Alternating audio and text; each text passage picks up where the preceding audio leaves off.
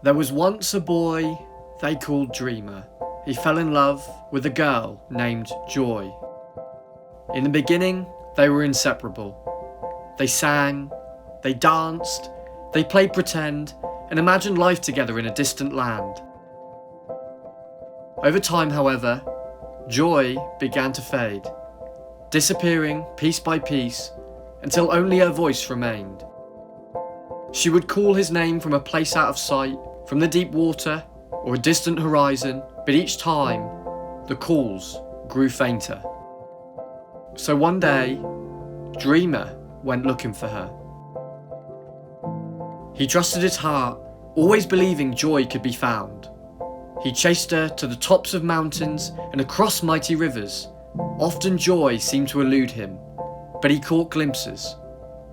First, it was a silhouette during a brisk mountain sunrise. Then, he followed her footprints in the sand, not stopping until the tide rolled in. They even danced for hours under the northern lights, but when Dreamer woke the next morning, Joy was nowhere to be found. Dreamer wept for her, but in the chaos of life, he began to forget what Joy even looked like. By the time he returned home, his hope to find her was all but lost.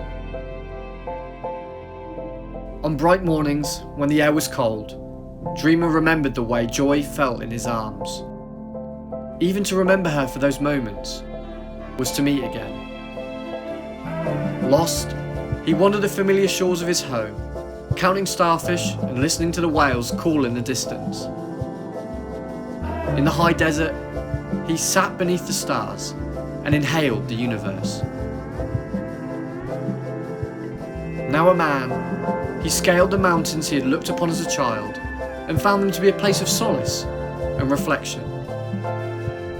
Late one evening, as Dreamer watched the sun drop below the horizon, he heard a soft voice by his side and knew it was Joy.